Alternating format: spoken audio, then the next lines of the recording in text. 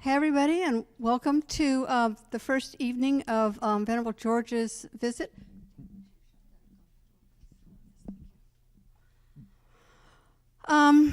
Just a couple of things to talk to you about. One of them is, if you haven't seen Venerable George before, you're in for quite a treat. He's very well versed in the Dharma. He's been a monk for 40 years. Before he found the Dharma, he got a degree in physics from MIT, so we know he's smart. As Steve said the other day, he's scary smart, but he's very approachable. The brilliance sort of comes through in his grasp of the Dharma and his ability to convey it very articulately and clearly. So he's going to be teaching this weekend on the Jataka Tales. He'll be leading Discovering Buddhism the 2 Monday nights, and that's on Death and Rebirth. He'll be teaching on Wednesdays on the Four Noble Truths and how they relate to the 12 links of dependent arising. Thank you. Brain snap. And then on the last weekend, he'll be teaching on Sutra Mahamudra, which is a method for meditating on emptiness. So it's going to be a really, really rich visit. Oh, he'll also be doing a session on translating Dharma texts, using the Heart Sutra as the text that they're working from. And that's going to be on Thursday, not this coming week, but the following week. So please come. One of the things, if you're familiar with how we generally do things with Geshe Gelik here at Geshe-la's request, because of his humility, when he comes in, he asks that we prostrate along with him, but this is not traditional. So for respect for the visiting teacher, we will wait while Venerable George prostrates, and then after he's seated, we'll prostrate. And if you're not familiar with prostration, although every face I see in here, I know, but if you're not familiar with it, it's something you can just stand and just wait until we're done. We want to thank our sponsors. Without them, it's not possible for us to have these teachings. And, you know, this is part of the tradition at Kadampa Center. I wasn't here when the brave decision was made to offer all Dharma classes at no charge, so that it's not... money is never a obstacle for anybody coming to hear the teachings. But we do need the support of sponsors and donors. And you can do that either online, or there's a box right outside the door. You can make a donation in the bookstore, if we have a bookstore person here at the time.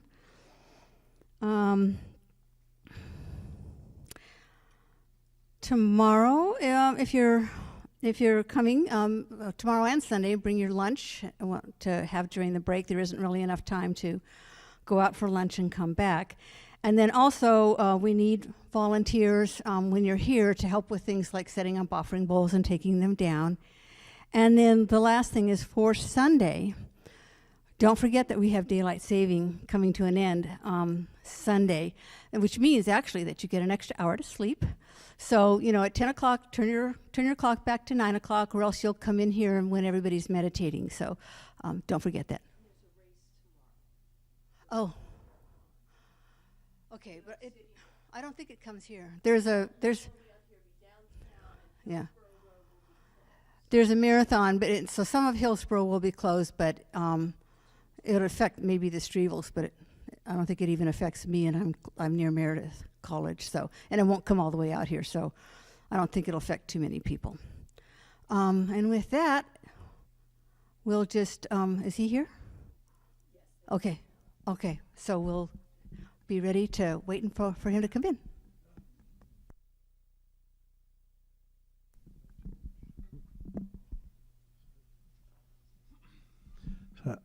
I would dare say I think I've known him longer than anybody else here. Probably 40 years, and at least. Anyway, he's very learned, and one thing a couple of things I appreciate about George is that he studied with really the greatest teachers in our tradition. Many of them are dead now, so he's now George is, none of us are spring chickens anymore, but he's helping to carry on the tradition of these great lamas, Tibetan lamas of the past, with his knowledge and experience of the Dharma. And he just completed a retreat of, I think it might have been 3 years, 3 months, 3 days, but he just, in the last few months, completed an incredibly long individual retreat, which is one of the ways that our teachers have taught us to actualize the teachings, is to really take the teachings and do and practice them in retreat. So George has just done that. And the other thing is when I hear George speak, I really do hear the teachings of the Dalai Lama and the teachings of these great lamas. So you can trust him, is what I'm saying. He's really, truly sharing the Buddha, the authentic Buddha Dharma, and that's a rare thing in this day and time. So it's special to have him, and he's a great guy too.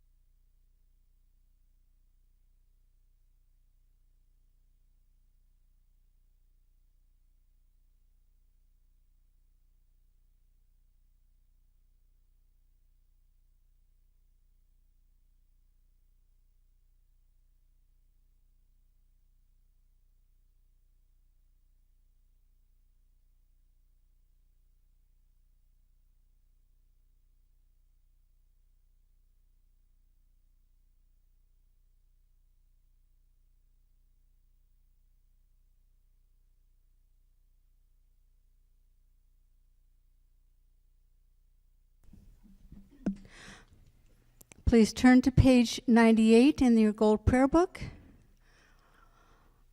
and we'll do the short mandala offering.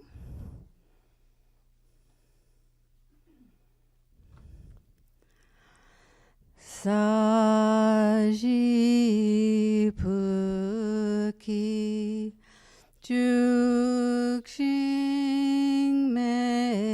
tog Tramri Rabling Shi Ni Degen Padi Sangye Jing Du Mikte Ua Idro Kunam Dag Jing La Parshog Jetsun Lama Dampa Kenam Kichu Kukala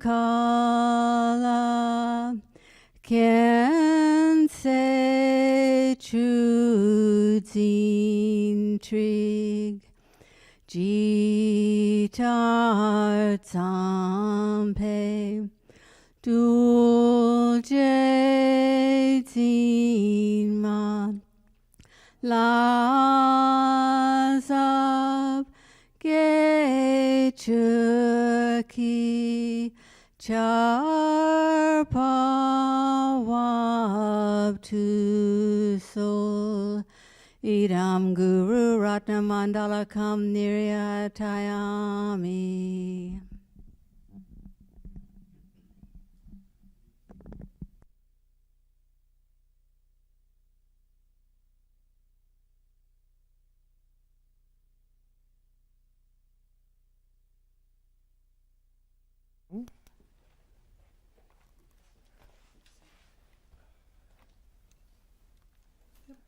Testing 1, 2. Oh, it's there. We go. It's just a delayed response. So nice to see you. Pardon? Oh, the antenna needs to be up, does it? It needs to be out anyway. Oh, it needs to be out. I mean, just not in the pocket. Not in my pocket. Okay. So, my name is Gelong Tupten Sultrim. But when I tell that to people, they know that my name is also George Churinoff. They say, "I'll just call you George." So just don't worry about anything. Where I live in north of Asheville in North Carolina here, the local people just call me Monk George because they've asked me over the years, what should we call you? I said, no, Monk George. His Holiness the Dalai Lama, you may know, when he refers to himself, especially after he's written a text or writes a letter, he just refers to himself as the Sakya Bhikshu Tenzin Gyatso. Sakya Bhikshu meaning Bhikshu of the Shakyamuni, Shakya tradition. So, yeah, that's that. So, I'm going to be speaking this weekend, talking a little bit about very inspiring teachings that the Buddha gave about his previous lives and about previous lives of other people in the context of talking about karma, actions and their results.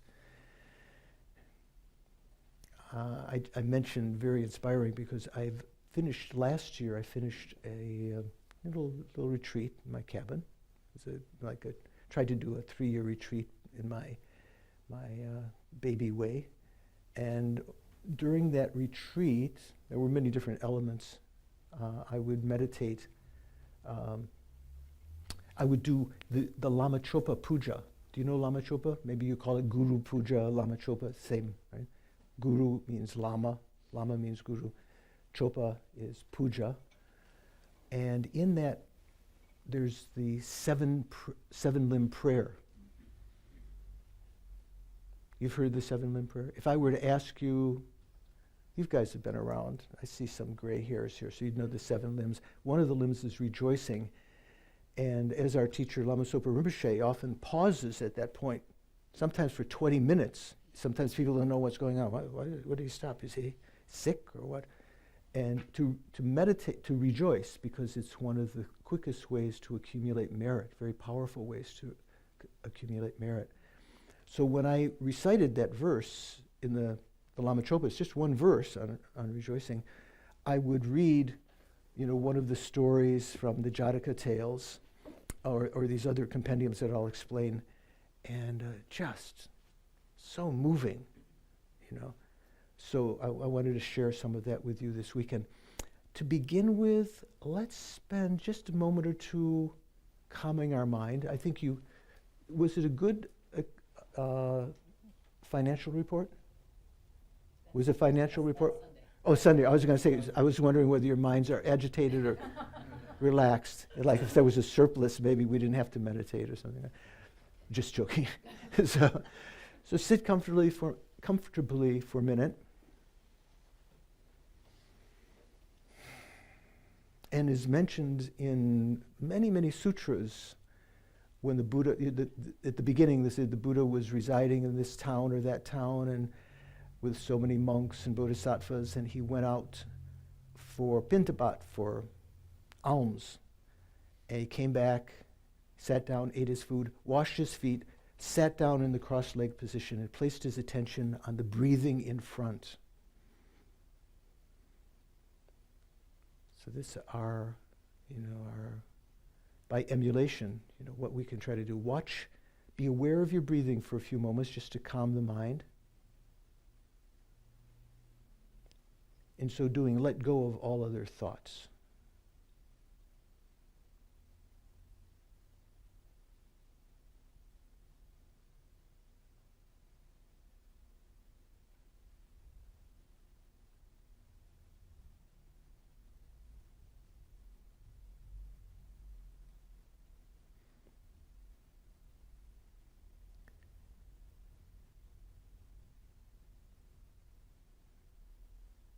Recognize when you're breathing in and when it's changing direction, and then when you're breathing out. Take that as your main occupation here.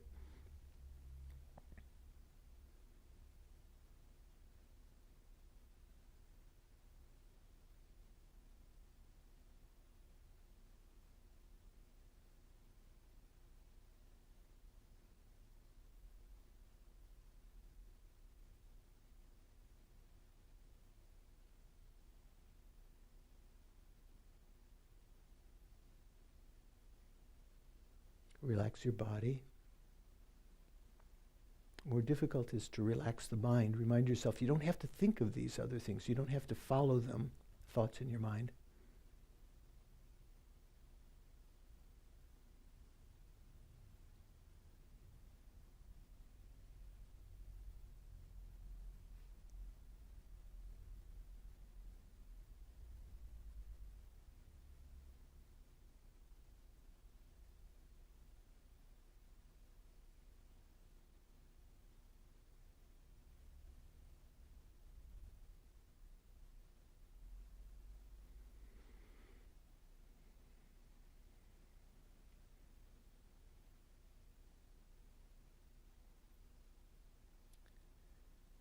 So once your mind is a little bit more relaxed and calm than it was at the start, let go of your attention of the breathing and place your attention instead on the mental consciousness, your mind, where you think. It's not up in your brain. You don't have to localize it in some area of your body.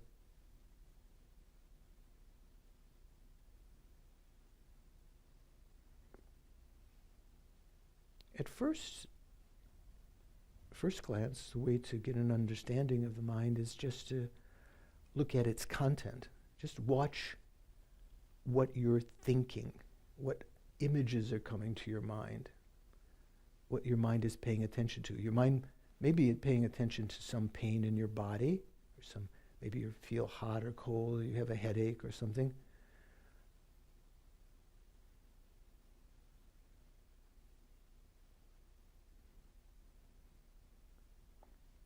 the thoughts and images that are arising within the consciousness are like the objects of the mind, and the mind that's perceiving them is the subject. When we talk about subject-object,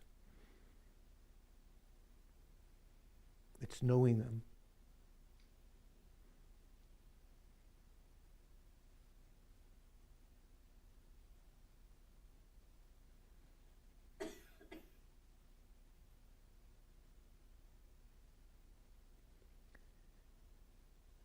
Like sitting at a cafe, watching the other people on the street walking by, people in the cafe, waiters, waitresses. Don't get up and follow any of those theoretical people. That is to say, don't pay attention, follow any of the thoughts. Just note them, let them go.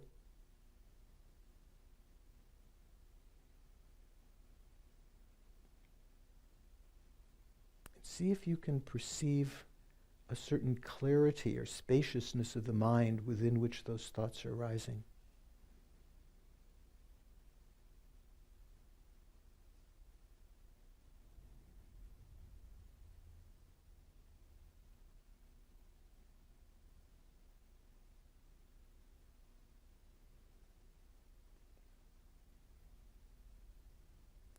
Like the space between the thoughts that might be disturbed after a few moments by some other thought coming. It's okay. Just wait a second.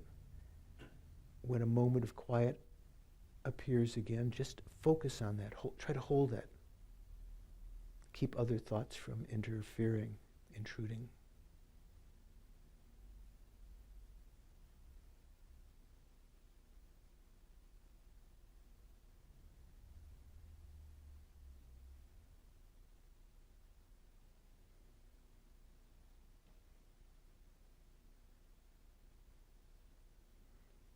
This recognition, even getting a little glimpse for a second, it's kind of recognition of what is called the conventional, clear light nature of the mind.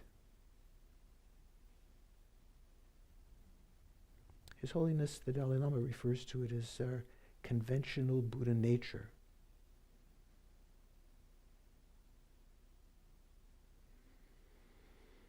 And then think, tonight I'm very lucky to have a chance to recognize this, maybe to identify it again, as you may have many times over the years if you've been introduced to this. To recall what fortune we have right now as a human being born when the teachings of the Buddha still exist,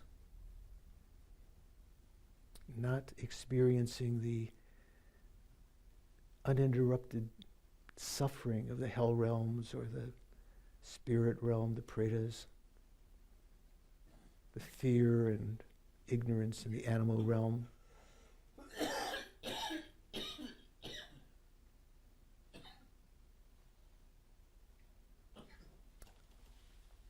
I have what we've come to recognize as a life of leisure and endowment, or perfect human rebirth.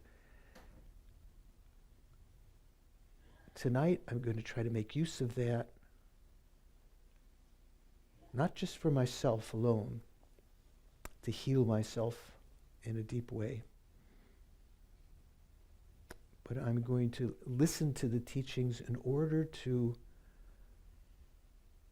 progress along the spiritual path for the welfare of others, to be less a burden to others, less harmful, and eventually to be able to help others positively, not just in a worldly, secular way, but to lead them out of suffering into real Dharma happiness.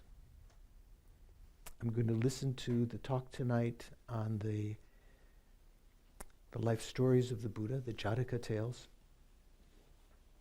in order to accumulate merit to achieve enlightenment for the sake of all sentient beings.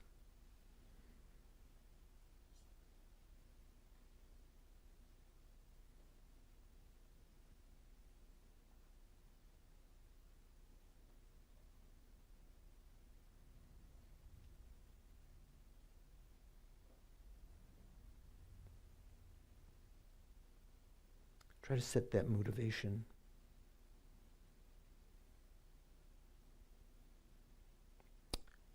And then relax, bring your attention back, present.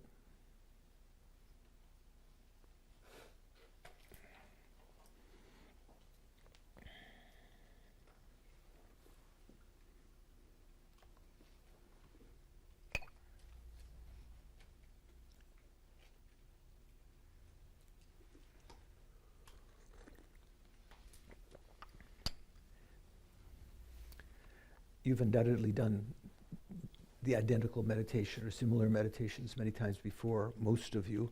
But if there's anyone who has some question or observation about that, little meditation that we did.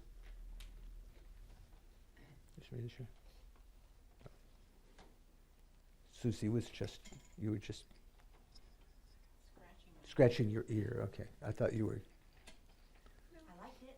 You liked it? Have you done meditation before? Yeah. Okay. Yeah. So, Nice voice. Thank you.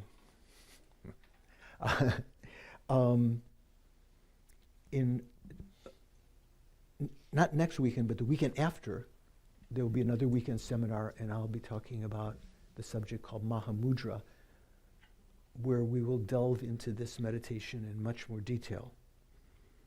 Have you heard of Mahamudra before? Has Geshe-la or anyone taught Mahamudra here? No. Yes? No. Oh, no. Was anyone in India when the Dalai Lama taught many years ago in Dharamsala? You were there, yeah. When these two ladies were just dreams, future dreams. So,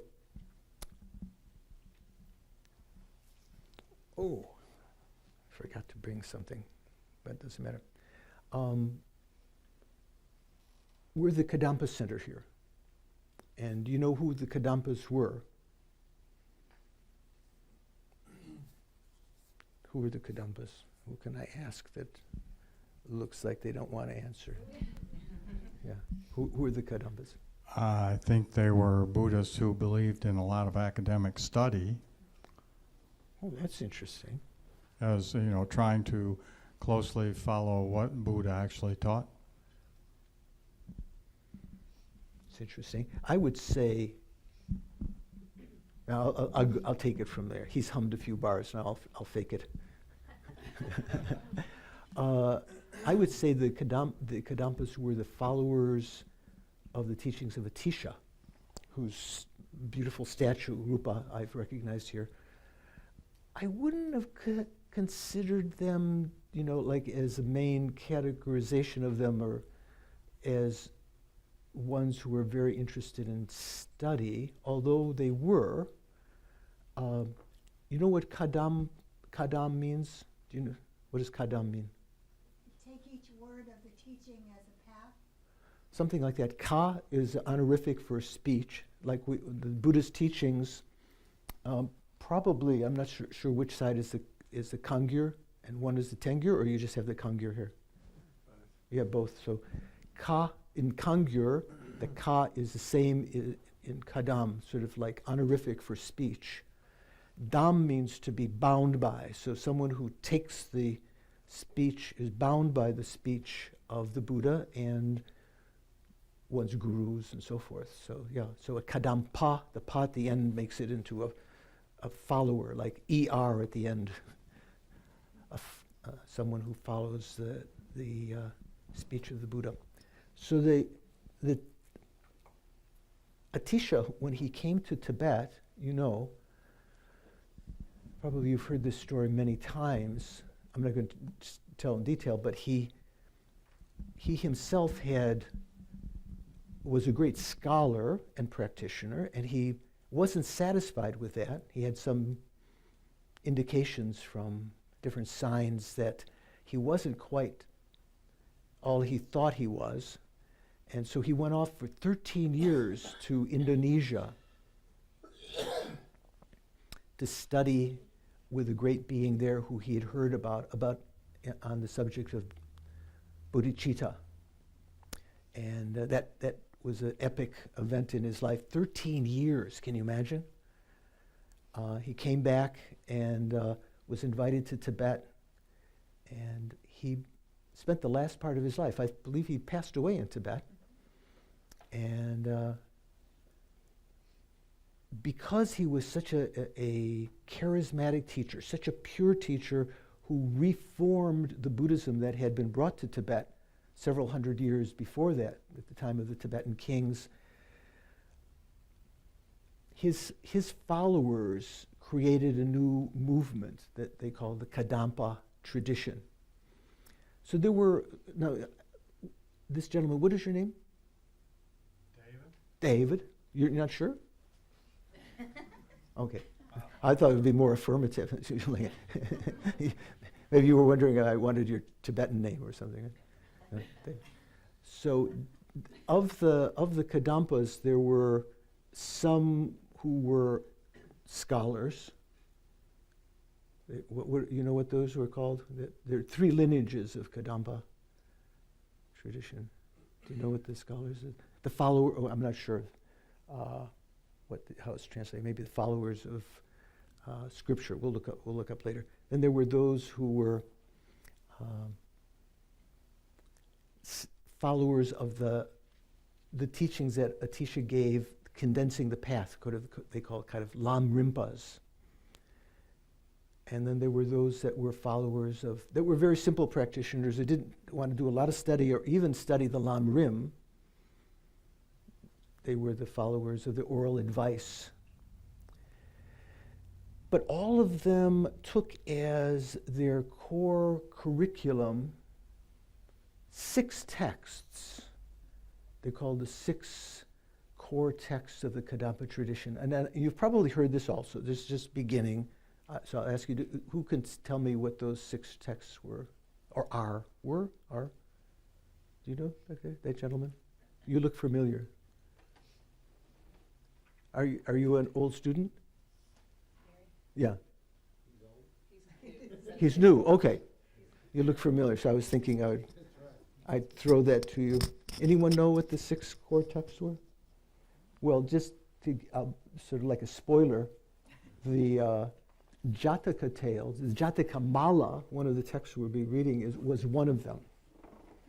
So in the current days, now in the Gelugpa tradition, which was kind of started by Lama Tsongkhapa, whose statues behind me. Lama Tsongkhapa kind of revered Atisha and his tradition, and sometimes they even, they saw it as an extension of the Kadampa tradition, very pure teachings. In the present day, in the followers of Tsongkhapa, the Gelugpa tradition, there's certain curriculum in the monasteries, certain texts that they study. So the Kadampas were slightly different texts, and it might be interesting over the coming years, maybe hint to Geshe-la or something, that might be nice to study the 6 core texts of the Kadampas. So 2 of them you may not have heard of, but you may have heard the names. The Mahayana Sutra Alamkara, actually teaching of Maitreya, the future Buddha, ornament to the Mahayana Sutras. Have you heard of that? Mahayana Sutra Alamkara? Not part of the regular curriculum at the monasteries generally. And then another one that Asanga wrote called the Bodhisattva Bhumi, the stages of the Bodhisattvas. That was sort of like on the theoretical side. Then Bodhisattvacharya Avatara. Who wrote that? Shantideva, right? And then Shiksha Samuchaya, who Shantideva also wrote. Do you want to say something? You want the microphone? I thought she wanted to see if the microphone was on. So you know the story of the relationship between Bodhisattvacharya Avatara and Shiksha Samuchaya? Shantideva was in the monastery, and he was considered to be someone who other people thought was like a lost cause, right? I think they called him Dusumba, something like that, which meant someone who only had 3 occasions of their life when he was eating, sleeping, and defecating. You know, it's like, yeah, this is Shantideva. So to kind of humiliate him, they arranged for him to give the monthly or weekly talk in the monastery. There'd be a lot of people. And he surprised them in various ways. I think they made a huge throne as though he, to humiliate him, as though there's no steps. Here I was able to step up on this one, but to say it was like this, it would be like, and he somehow appeared at the top, maybe levitated up or something, so they were already on guard, the people who had expecting him to humiliate himself as though he never had a chance to study. And he gave them a teaching that was recalled later and written down, called the Bodhisattva Charya Avatara, the entering into the deeds of the Bodhisattva. Incredible teaching. And in the near the end of the text, when he was talking about emptiness, the last chapters, or in the dedication, as he was speaking, his body was levitating and becoming smaller and smaller and disappeared. And he disappeared from the monastery. And people later realized that he was not just some village idiot. He was an incredibly high being.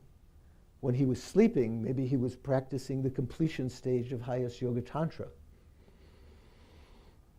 And they tried to find him to find out what was the source of all these teachings you gave. What were you basing your teachings on? And after a long, long time, some people found him meditating out far from the monastery, and he explained to them that he had another text that was called the Siksha Samuchaya, Compendium of Trainings. And that had the sutra sources for everything he said. He didn't make up anything. It's not like his own idea. Some New Age teachers today, they have their own flavor, their take on Buddhism or whatever. So the Sutra, Mahayana Sutra Alamkara, Bodhisattva Bhumi, Bodhisattva Charya Avatara, and the Siksha Samuchaya. So now we're getting to more practice rather than just theory, scholarly. And then the Jataka Mala. So do you know the word mala? Maybe you have a rosary and you know the Tibetan word for rosary is mala. Do you have a mala? The young lady there in the pink shirt. Can be a necklace. Literally, it's a Tibetan word for what? Mala is a Sanskrit word, right? Yeah, Tibetan word is tengwa, right? Mala is Sanskrit for garland or rosary, something that's joined together, a bunch of things. So it's a sequence of the life stories of the Buddha that was compiled and written down by a great Mahayana saint called Aryasura. This particular edition is quite good. If you were to get one, I would say this is currently one of the best translations. There's some old translations by Dharma Publishing out in California. So we're going to be reading some of these. And so that's the fifth text. And the sixth text is another one that I'll allude to a little bit, called the Udana Varga, which you say, what is that? Udana Varga is sometimes translated into English as the Mahayana Dharmapada. So maybe now someone will say, have you heard of the Dharmapada? Sort of a little compendium of the Buddha's short, just stanzas, whole bunch of stanzas about friendship, whole bunch of stanzas about generosity. Very famous in the Theravada tradition, also in Chinese Buddhism, the Dharmapada. Pada literally means legs, but in grammar, pada refers to lines of the verse. Maybe that gets you from one thing to another. I'm not sure why applied that way. So verses, lines about the Dharma. And there is a Mahayana version that was preserved in Sanskrit, which is longer than the one you find in Pali that we're more familiar with in the Theravada tradition. And that was one of the 6 texts. They usually studied, when they studied the Jataka Mala, the Kadampa Geshis, they also studied this Mahayana Dharmapada, or the Udarna Varga. So I'll mention some of that later. So these 6 texts were their core curriculum. I think if some great Lama were to come, or if you could convince Geshe-la to give teachings, just some beginning teachings on the ones that you haven't heard of. I'm sure Geshe-la has taught Bodhisattva Charyavatara in the past. Has he taught Siksha Samachaya? Maybe not. It's not often taught. Mentioned every year from the time of Tsongkhapa, which is the 1400s, in Lhasa, the capital of Tibet, there came to pass, with Lama Tsongkhapa's instigation, a ceremony called the Great Prayer Festival, the Monlam Chemo. Monlam means prayer. When they say Monlam Chemo, Chemo means great. You understand it's that occasion. For 10 days after the New Year, the Lunar New Year, there would be prayers in Lhasa. Also the time that they would do sometimes the debate examination for the Geshis who were going to graduate that year. They do them at other times also, but there were different kinds of festivities in Lhasa, butter sculptures in the big temples and everything. And there was a tradition from the time of Tsongkhapa to read some of the Jataka Mala stories on the morning sessions of that. And the Dalai Lama still does that now. If you were to go to the Monlam in Dharamsala or wherever it happens to be held now, if the Dalai Lama is there, or other places, the presiding lamas will read from the Jataka Mala. So Jataka refers to life stories, the rebirths. And there were different kinds of contexts that these stories arose.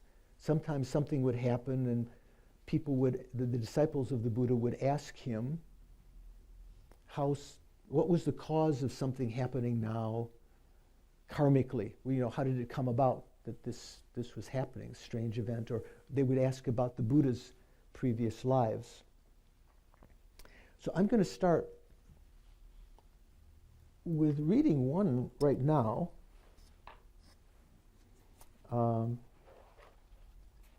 See if I have the right place here. Oh, that's another one. I think it's called the Ruru Deer. Have you heard of that? Has anyone read? Anyone have like abridged comic book versions for their kids? I do. You do. And what kind do you have? Like comic book or? Yeah. It's like a comic book, Yeah. Yeah. You find in the train stations and things like that. And Eileen Babbitt, early in the 20th century, did a lot of translations of the Jataka Tales. She wasn't necessarily Buddhist, but Irene Babbitt. Is that who it is? Eileen Babbitt. Okay. 248. So sometimes people get the impression from those kinds of publications that the Jataka Tales are kind of like Aesop's, like fables, like just trying to inculcate people with some moral qualities, but not necessarily based on real events. But from a Buddhist perspective, just as we believe that the Buddha taught the sutras and so forth,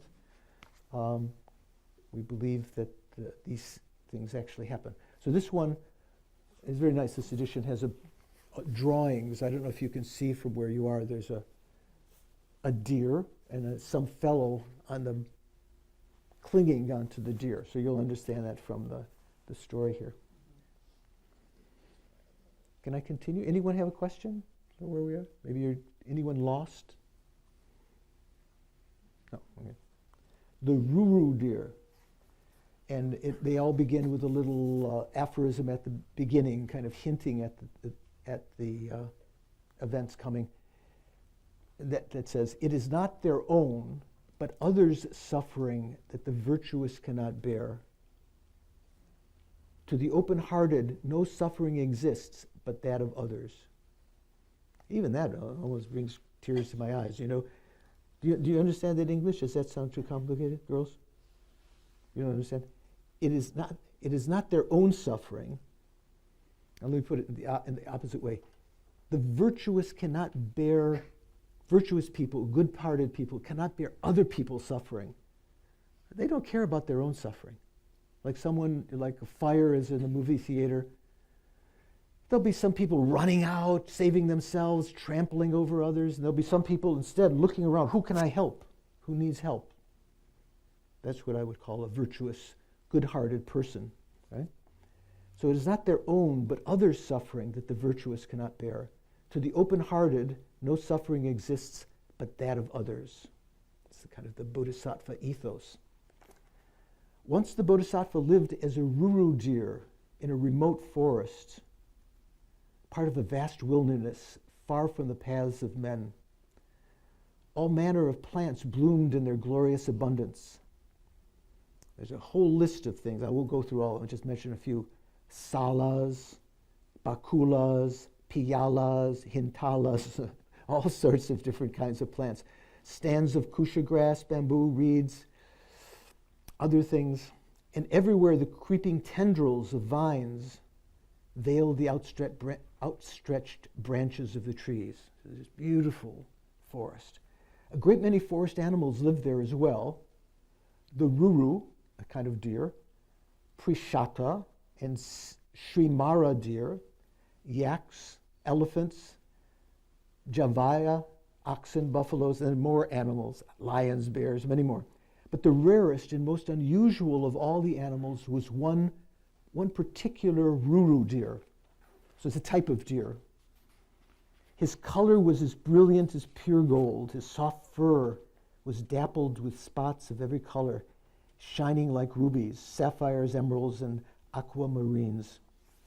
With his mild blue eyes, incomparably large and bright, with his horns and hooves gleaming like gems, he seemed like a moving treasury of jewels. So as we read this, from a Buddhist perspective, every single aspect of our body that we happen to be the recipient of right now, every quality or fault that we have comes about from deeds that we created in previous lives. Right? Like they talk about the colors of a peacock's feather. Have you ever heard? Sometime, I don't know, does Geshe-la have somewhere here a peacock feather you use for something? So you know what that's a symbol of, the peacock feather? It's especially about karma. Come on. Yeah, like that. Not just that, but that's also related because that's talking about karma, the wheel of sharp weapons. That's one particular text that was, do you know who wrote that text? Who's the composer of that? Relevant to what we're saying. I just read it, so I can't remember. He was called Dharma Rakshita, who was another name of Atisha's guru, with whom he spent 13 years receiving all these Dharma teachings. That was one of the streams of mind training teachings, Lojong, that he received from Dharma Rakshita, or Suvarnadipa, he is also called, the person in the Golden Island.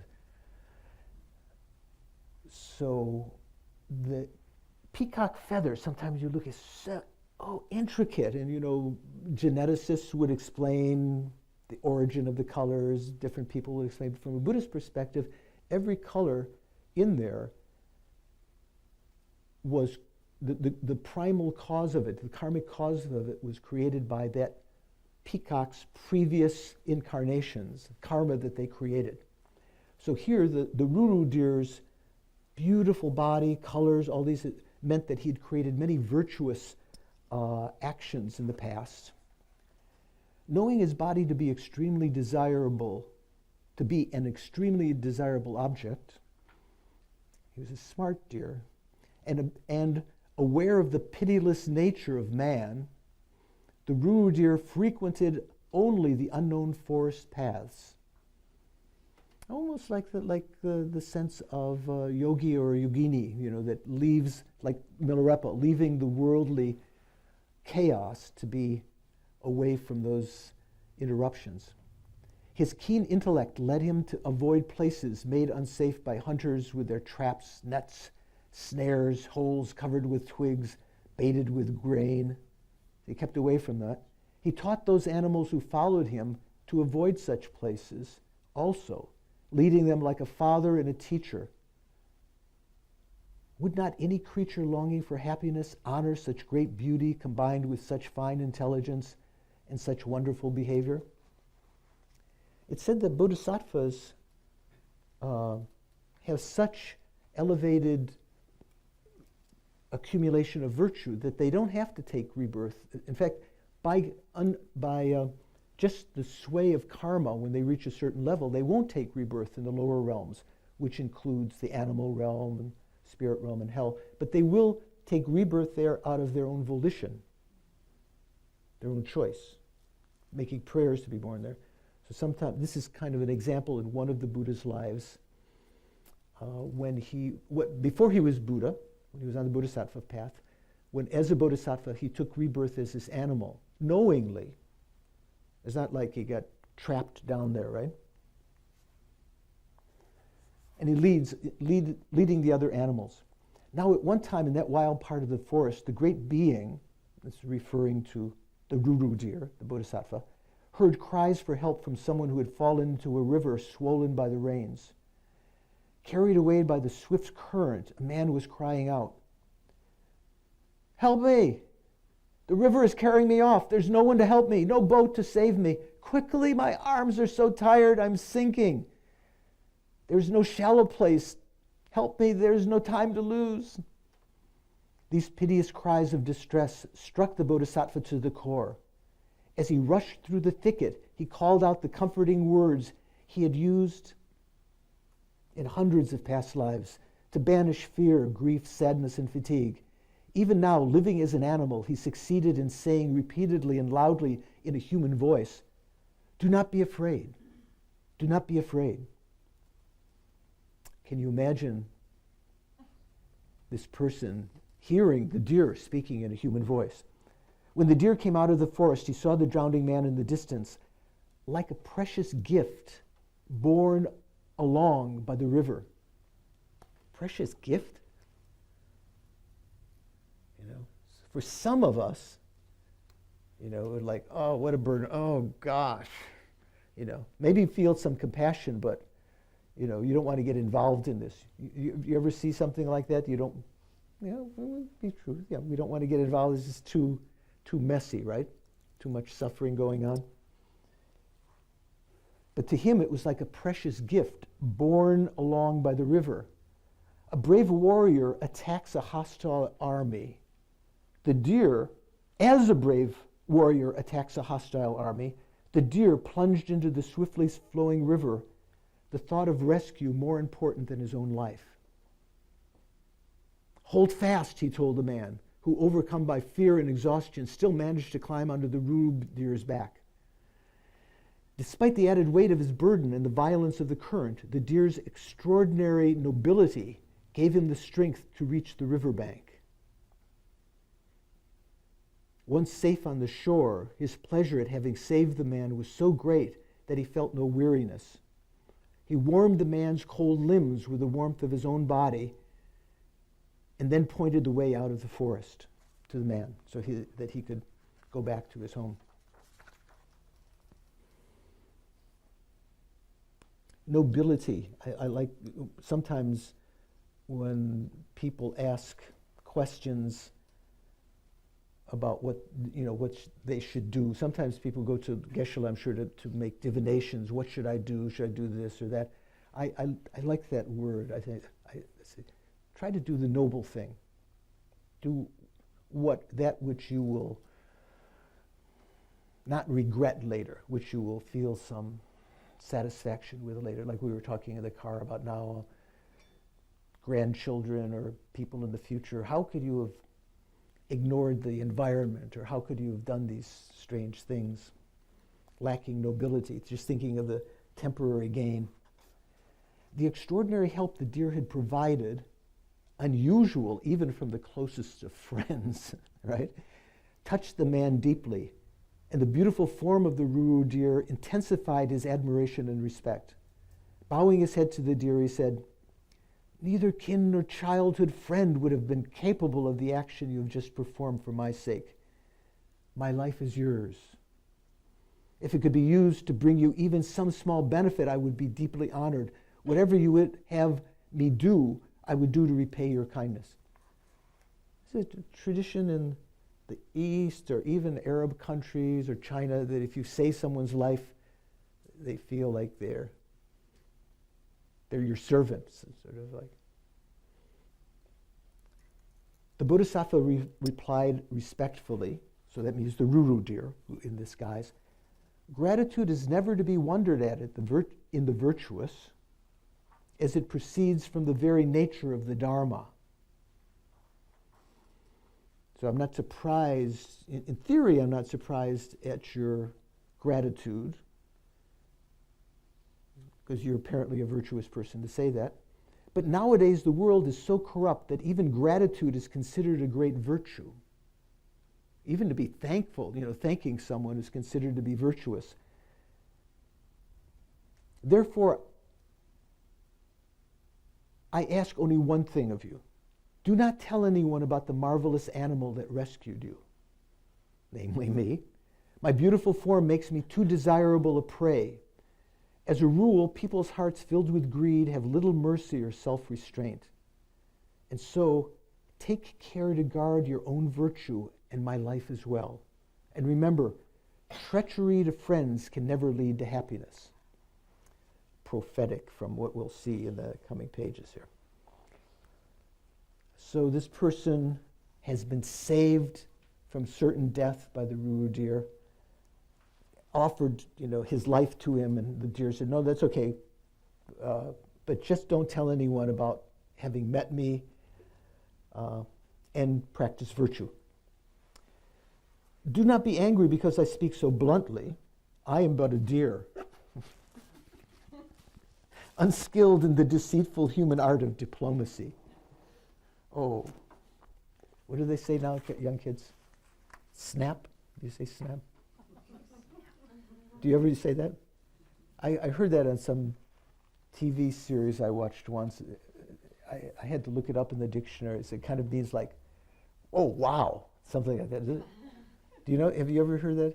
Oh, snap! So it's like he's saying to this guy.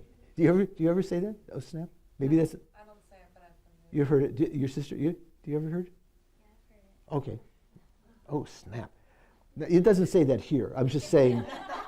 It's kind of like what the deer said to him, "Do not be angry because I speak so bluntly. I am but a deer, unskilled in the deceitful human art of diplomacy.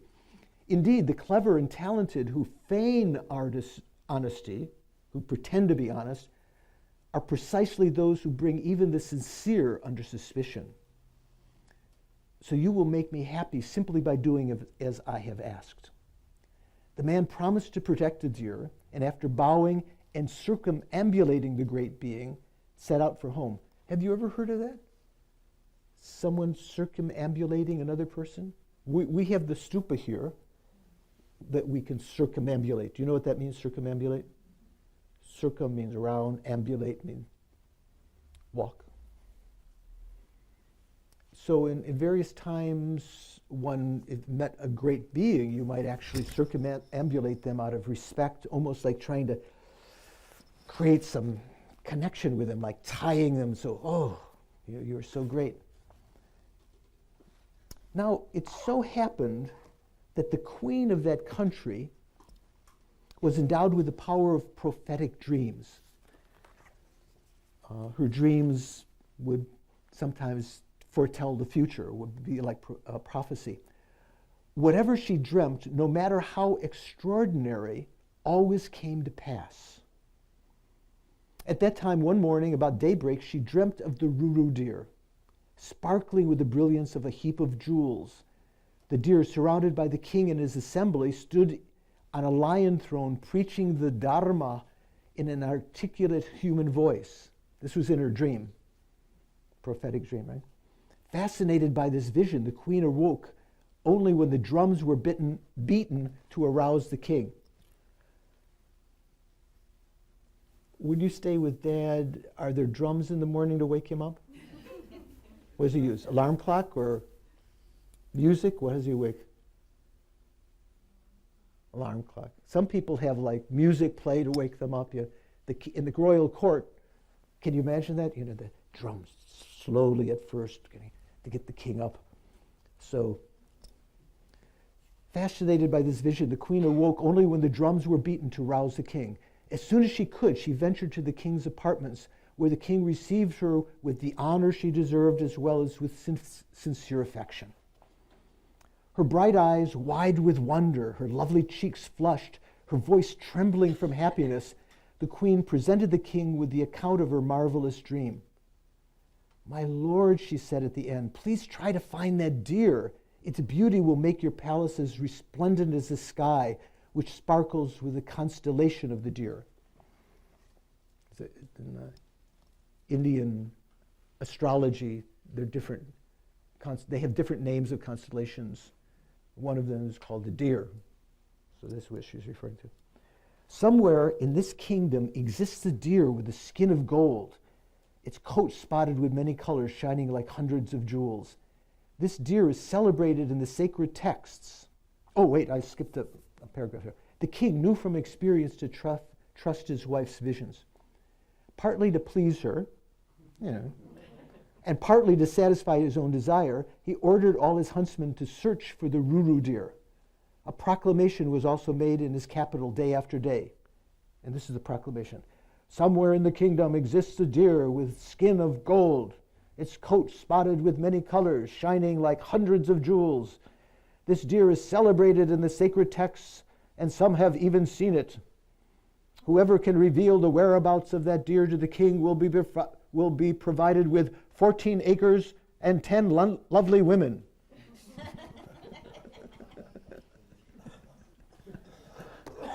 That's one of my favorite lines.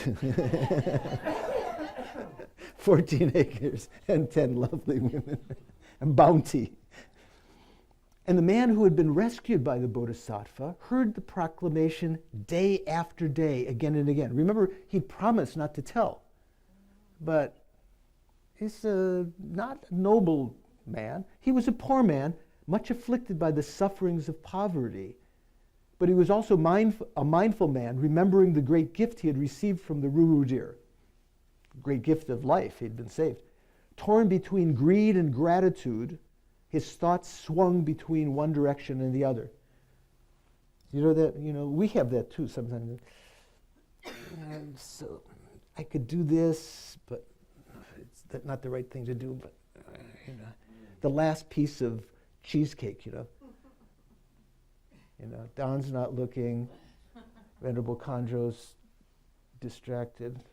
No, but I should, torn between being good and naughty and nice, right? Venerable George, I would have already eaten it. He wouldn't have waited, right? So his thoughts went from one direction to the other. What should I do? Follow virtue or fortune? Fortune that he would get this 14 acres and 10 women, or virtue, being a virtuous, noble person. Should I uphold a promise to my benefactor rather than the duty to maintain my family? Which is more important, the worldly existence or the heavenly one? Which code should I follow? That of the pious, the noble, or that of the worldly? Should I taste glory or the modest joy of the anchorite? Oh, there's a word. Do you know what an anchorite is in your vocabulary? So who knows what an anchorite is? Someone who lives on a ship with anchors? Do you know what an anchorite is? Say it? Something that holds you down or attaches? I don't think so. That's an interesting take. An anchorite is kind of like an ascetic. Not an anchor, an anchorite. I'm not sure of the etymology. We can check tonight, and you can ask Siri on your way home, okay? Or Google, yeah, the omniscient Google. So an anchorite is like an ascetic, someone who's given up the worldly life, lives off like a hermit. Should I taste glory or the modest joy of the anchorite? So he's thinking the joy that one lives in giving up the world is modest, right? Yeah, they're content. Which is more important, the present time or the time hereafter? Should I strive for riches or the good cherished by the virtuous? Should I be naughty or nice, in other words, right? At last his mind, overcome by greed, came to this conclusion. Once I've obtained great wealth, I shall be able to honor my kin and my friends, guests and beggars. I will gain not only the pleasures of this world, but also happiness in the other. What's he thinking? How does he figure he'll get happiness in future lives once he gets this reward from the king? He'll get happiness now. He becomes a benefactor. He gives to beggars, his family, and everything. Well, he's thinking he creates merit that way. You know, if I get this, if I steal, let's say if you steal this money, you might think, then I'll be able to make offerings to the Dharma. You know, kind of like that, I think. With this resolve, he put out of his mind entirely the gift of the Ruru deer and went to the king. Keeps on mentioning gifts. So what was the gift the Ruru deer gave him? Life. He saved him, yeah. Your Majesty, he goes to the king. He had an interview with the king. Your Majesty, I know where the Ruru deer dwells. To whom shall I reveal it? The king, full of joy, answered, Friend, you may show him to me. And so the king put on his hunting clothes and left the capital, accompanied by a large part of his army. Directed by the poor man, they arrived at the river. The king then encircled the surrounding forest with his forces, and joined by a few resolute and faithful men, the king himself, armed with bow and arrow, entered the thicket. They're looking for the Ruru deer. In short time, the man caught sight of the Ruru deer, quiet and unsuspecting. Ruru deer is eating somewhere. He whispered to the king, Your Majesty, there is the glorious deer. Look and be careful. But as he raised his arm to point out the animal, his hand fell to the ground as if cut off at the wrist with a sword. Yeah, who said that? So you hear sometimes things like that, like Devadatta. You know Devadatta? Do you know who Devadatta was? One of the Buddha's disciples. He was one of the Buddhist disciples. Actually, he was one of the Buddha's cousins, relatives, who from the time of birth, before the Buddha left home as a prince, Devadatta was always envious, trying to outdo the Buddha, the Siddhartha, who became Buddha eventually, never succeeding, always failing, getting more and more angry, just competitive. And when he left the palace to join the Sangha of his cousin, the Shakyamuni Buddha, along with others, along with Ananda, who was also related to Buddha and others. He was kind of always jealous of the fame of the Buddha, did different things. At one point near the end, he plotted to kill the Buddha, caused schism in the Sangha, advised the prince to kill his father and mother, and have sexual relationship with the mother. In fact, he instigated Prince Ajatasattu to commit the 5 crimes of immediate retribution. We say something of the 5 heinous crimes. So he said he was. So at one point, when I think he made some statement that was totally false in the presence of the Sangha and the Buddha, the ground started shaking there, opened up, and he fell almost like went directly to hell. Do not pass go, do not collect $200. So there are things like this in the sutras. There's such enormously powerful karma that you create. Generally, karma. I was talking to Dr. Don about this on the phone some weeks ago. Generally, karma we create this lifetime does not ripen right away. Sometimes people say, "Oh, instant karma." You know, you criticize that man and then he punched you in the nose. Instant karma, right? Have you ever heard that? People, yeah, say that. From a Buddhist perspective, that's almost impossible. The only time that karma can ripen in this lifetime is when you've created karma with respect to individuals, let's say your parents or your gurus or holy beings that are so, we say, heavy objects of karma. If you create virtue with respect to them, it can ripen very quickly. If you create negative actions with respect to them, like pointing out, that's the one you want, who saved my life, his hand sort of like instant, at that moment fell to the ground. It doesn't have to stand up, as long as the... It doesn't. That's enough. Can you still hear me? Okay. But as he raised his arm to point out the animals, his hand fell to the ground as if cut off at the wrist with a sword. Thus do one's actions, when directed against those honorable ones who perform great deeds, bear immediate fruit, provided there is little to counterbalance them. So, to someone who makes a mistake, you know, you criticize your guru or something like that, but you practice virtue in general, maybe doesn't ripen immediately, but to someone who doesn't have any accumulation of virtuous karma, little to counterbalance this negative action can bring immediate fruit. So curious was the king to catch a glimpse of the Druro deer, because the guy said, he's over there, his hand fell down. King doesn't even notice the hand falling. He's so curious to see the deer. So curious was the king to catch a glimpse of the Druro deer that he did not notice this strange happening. Peering into the middle of the forest, which was dark as rain clouds, the king perceived a form shining with the splendor of jewels, brilliant like lightning flashing from the center of a black cloud. Seeing the qualities of the Ruru deer and entranced by its beauty, the king resolved to have the deer for himself. Right? Drawing his bowstring, he crept up on the animal to be certain of hitting his target.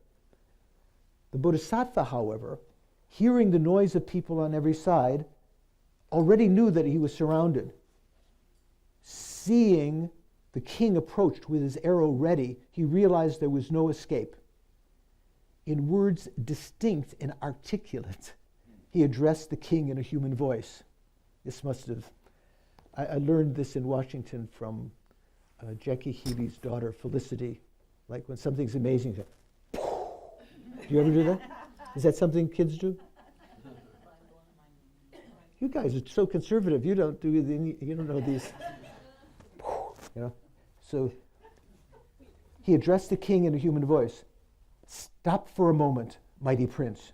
Do not shoot me, hero among men. He's even honoring the king. First satisfy my curiosity and tell me who revealed my home to you, far as it is from familiar paths. Who told you there existed a deer such as myself? The king, amazed, I would say blown away, by the human voice coming from the deer, turned the point of his arrow toward the guide. This man, he said. And the Bodhisattva, recognizing the guide, replied, alas, it is easier to pull a tree from a raging river than to save from drowning one who is ungrateful. This is how he returns the favor bestowed on him. How sad he could not see that this is not the way to benefit himself. This is what the deer said to the Ruru deer said. The king became curious. Your words alarm me, he said. I do not understand your meaning. On whose account do you speak so Is it human or spirit, bird or forest animal? The Bodhisattva replied, no desire to point blame prompted my sharp words, O king. I spoke in order to prevent your guide from doing such a thing ever again. Who would use harsh language against those who have committed wrong actions? Well, yeah, I big, letting off harsh, you're dumb, you're saying bad things to people. Who would use harsh language against those who have committed wrong actions? It is like rubbing salt into the wounds of their faults. Yet even to his beloved child, a doctor must apply whatever medicine the illness requires. So he's likening himself, the man as his child. He's like the doctor. Sometimes to save the person from future faults, he's pointing out with these apparently harsh words that you shouldn't have, what's the word? Shouldn't told on me, shouldn't turn me in. Ratted me out. That's what I was looking at. Thank you. Some colloquial. I was trying to find the colloquial. What? Thrown me under the bus. You shouldn't have thrown me under the bus. You shouldn't have ratted me out. And so he continues. He said, your guide, this is the deer telling the king, was once swept away by the current of the river, and his plight moved me to pity. He whom I rescued has now created this mortal danger to me, O best of men. Still speaking in a respectful way to the king. Truly it is said that contact with the wicked can never lead to happiness. Remember, that was one of the aphorisms at the beginning. Many lessons here, When we talk about the causes of the delusions, I think the last time I was here, I gave a talk on the 6 causes of delusions. I don't know if anyone remembers. Things like the object of your delusion, like the object of your attachment is there. If you're always looking at handsome or beautiful people, your desire energy can be generated as a cause of delusion. Having the imprint in your mind of ignorance is one of the causes of delusions. But one of the ones that is applicable here is to spend time with bad friends, meaning individuals who are not noble, who are ignoble. You know what that means, ignoble? It's interesting why that negative IG, maybe before the N, negative. In truth, the king turned to his guide and with a look of harsh reproach asked, the deer just said, you did this. In truth, were you rescued from disaster by this deer? And the man, sweating with fear, pale with misery and despair, answered shamefully, yes, I was. It was me. Evil man, the king said. Placing his hand upon his bowstring, he added, do not think this a mere trifle. Anyone whose heart could remain unsoftened by such a gesture is a vile representative of his fellow men. He brings them into dishonor. He brings them only dishonor. Why should this vilest of men live one moment longer? I have to remember to put my glasses on. So why? Who becomes why? There we go, a little bit better. With these words, the king grasped his bow in the middle and bent it backward, intending to kill the miserable guide, but the Bodhisattva, moved with great compassion, placed himself in front of the man, saying, stop, your majesty. Pray do not strike one already stricken. I'm going to put them here so I don't forget. Say someone is going to be hung. You know what I mean? Like a hanging. And on the way to the gallows, you see this in the like Robin Hood epics or something. Someone is about to, like that age, someone is about to be hung. And the crowd are taking vegetables, throwing it at him, rocks and stuff. He's going to die in a minute anyway. Pray do not strike one already stricken. So we talk about that. When someone does you harm, if you have an understanding of karma and you've trained your mind over some time, it doesn't necessarily rise in us easily, but to recognize they're going to suffer because of this harm they've caused me. They're going to suffer maybe immense time in the lower realms and repercussions even when born as a human again.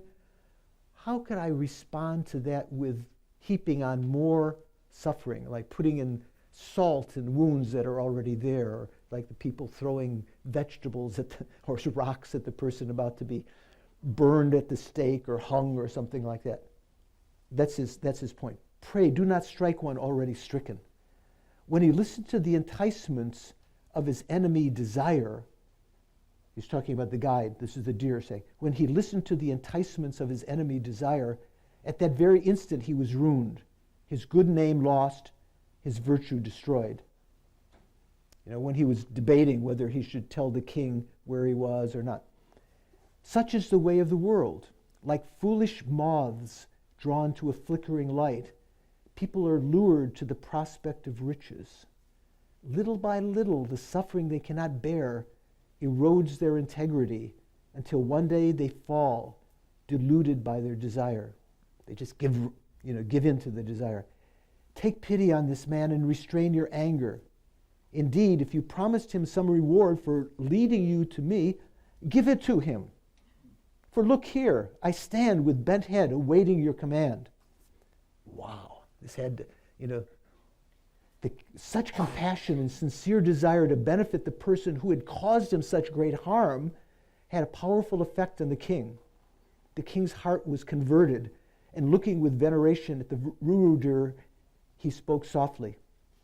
Well said, holy being. In showing such mercy to one whose cruelty against you is so clear, you display true humanity, while we bear but the shape of men. Well said, holy being.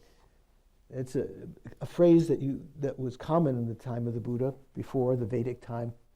You know, when I gave some teaching tour in Malaysia one time, a lot of places in Malaysia, they speak, Malay has some origin connections with Sanskrit, and there's a lot of Sanskrit in their language, Sanskrit words. When you would give a talk to a group of people there in a monastery or something, they'd always say at the end, sadhu, sadhu. Do you know what that means? Well said, yeah. Yeah, there you go.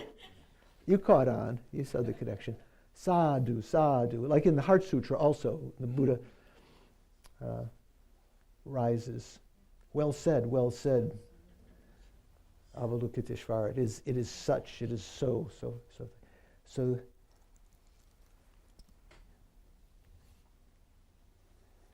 Well said, the holy being, in showing such mercy to one whose cruelty against you is so clear, you display true humanity, while we bear but the shape of men. Since you deem this knave worthy of your sympathy, and since he has been the cause of my meeting such a virtuous being, I will give him the wealth he so craves. To you, I give permission to roam freely and safely in this kingdom, wherever you so desire. The Ruru deer answered, Illustrious king, your royal gift is not offered in vain. I accept. But first, tell me how I may be of service to you, that your coming here will prove fruitful. In response, the king honored the deer as his teacher, and then asked him to mount the royal chariot. Returning to the capital, he gave the deer a reception due an honored guest, and invited him to sit on the royal throne. I had this imagination of deer getting up there. I don't think he'd stand. Yeah, I think he would get down. He wouldn't want to defile the throne standing with his hooves. He probably got down. Remember the dream of his wife? That was the dream, that the deer would be on the throne. There the king, together with his wives, plural, his officers and attendants, urged the deer to preach the Dharma. Gazing upon the creature with reverence and gladness, they asked, people say many different things about the Dharma. You clearly understand it completely. Please explain it to us. The Bodhisattva, the revered deer, raising his voice and speaking distinctly and elegantly, with soft words said to the king and his assembly. The Dharma and all its divisions and subdivisions, all its rules and precepts can be summed up briefly. Generate compassion for all living beings. Abstain from killing, from stealing, and so on. So the other negative actions, lying, slander, so forth. And give pleasure to all. Generate compassion, abstain from the negative actions, and give pleasure to all. There's a very brief little aphorism, almost the same that we see in the... I remember the first time I heard the Dalai Lama teach in India, in Dharamsala, on the walls of the temple there. I didn't know Tibetan at the time, but I saw that they had the Tibetan letters and had English translation underneath. Do no negative action whatsoever. Collect all virtuous deeds. Completely tame the mind. This is the teaching of the Buddha. Almost the same, just there's also emphasizing emptiness, completely tame the mind.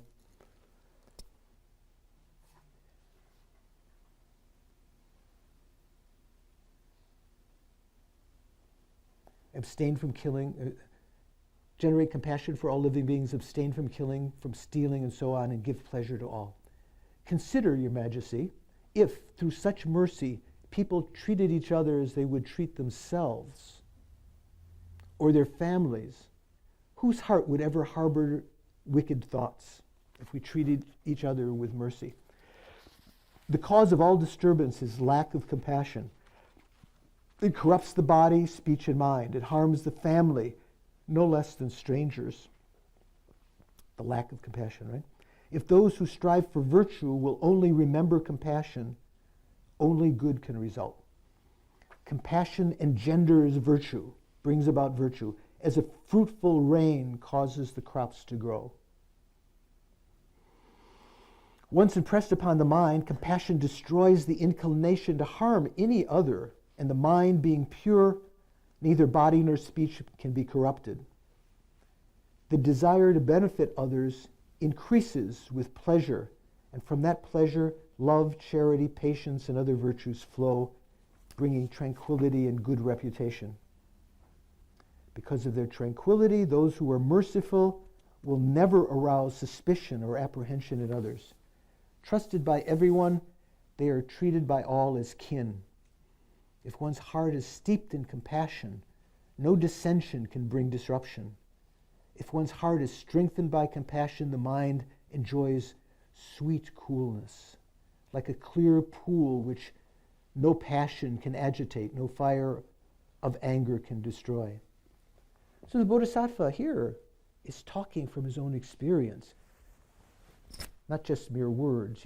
He's known in many, many lifetimes in the past when he's worked for others. Like the phrase at the beginning, when he dove into the river, like seeing a precious treasure. It was like they said, when the Bodhisattvas are asked to give, give me, great joy arises in there. When we hear give me, what do you want? Maybe we'll give something, but he saw this opportunity to save someone's life as a great gift out of his compassion. Why say more? No need to say more. The wise firmly believe that all of virtue is contained in compassion. That's what brings about all other virtuous actions. What virtue is there that is not the consequence of compassion? Always strive to show compassion to every living creature, treating them as if they were your own children or as if they were you yourself. By such pious conduct, you will win the hearts of your people and glorify your royal station. In the beginning of the text on emptiness called the Madhyamaka Avatara, I don't know if any of you have heard, the Chandrakirti's great text, commentary on Nagarjuna's explanation of emptiness. At the very beginning of the text, there's a praise to compassion, not emptiness, not wisdom. And so the commentators later would say, why was he praising compassion? This book is about wisdom. And Chandrakirti gave the example of the way to pay homage to a full moon, not just bowing to the full moon, even bowing to the crescent moon, the first crescent, one pays homage to the end point. So even paying homage to the initial bodhisattva, you're paying homage to the Buddha, the end state.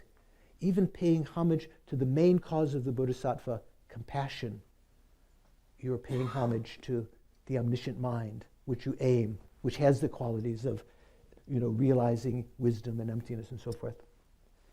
The king praised these words of the wonderful Ruru deer, and together with the citizens, grew intent on practicing the Dharma.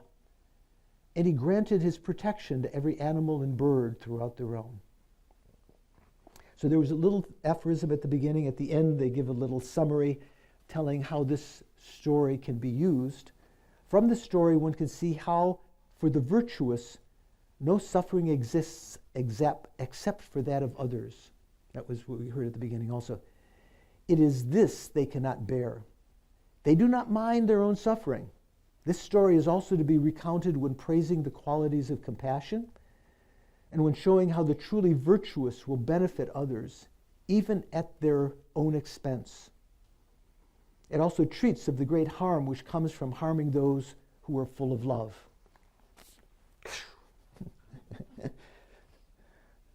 So, let me see. What do you think? Any questions or observations? Yeah, Susie. Is it Susie, right? Yeah. Thank you. The deer, the Ruru deer asked, "Who told you that I exist?" Pretty much, didn't it? Right. Yeah. Who, and yeah. his wife told him that the deer. No, he said, "Who led you here to find me?" No, I don't think so. Okay. Well, But okay. did he? What do you say? Yeah. This is good. 'Cause I thought This is he was good. gonna She's say his detailed. wife. Yeah. Stop for a moment on 254. Stop for a moment, mighty prince. Do not shoot me, hero among men. First satisfy my curiosity and tell me who revealed my home to you, far as it is from familiar paths. Who told you there existed a deer such as myself? So you're thinking the king should have said, my wife. Well, I mean, I was just thinking of the existence part. Yeah. Okay, good play. Okay. So Good, yeah. I was Looking for details, yeah. Don't catch me up on other details, though. I just see some. Joking. It's sort of a circle. The wife sees in a dream the king puts out the reward. The deer on the throne, and yeah. Then everyone's the standing man around takes it honoring up. him. Do these stories, I mean, to me, a bodhisattva would know all of that was put into motion the moment that the deer said, don't tell anybody. Right. And are the stories... So you could understand it on different levels. So, for instance, you can understand it on the level as though the deer was surprised by what happened and didn't know what was going to be the consequence, that he would be ratted on, thrown under the bus by the fellow he saved. Or you can understand it from the point of view of, this is a high bodhisattva. I mean, the fact that he's born in the animal realm and is able to speak in a human voice and is noble, leads the others, and has these incredible qualities of body and mind and so forth, that he certainly has clairvoyance. And like the Buddha himself, you know the story of the descent from Tushita heaven, entering into the mother's womb, the 12 deeds of the Buddha. Have you heard of that? Not in detail.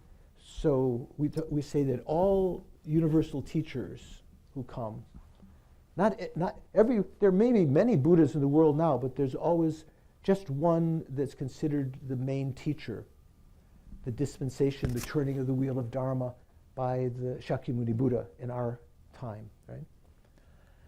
He's called the universal teacher. And Buddhas, maybe many of the people who surrounded him were Buddhas, but many of the disciples may have been emanations of that Buddha. He took birth apparently as a child human being to worldly point of view, and he got discouraged from seeing eventually suffering and old age and death and so forth, and left in a search to find an escape from these inevitable sufferings. He wanted to find moksha, the Indian word that means liberation. I've mentioned many times here, don't confuse that with mocha.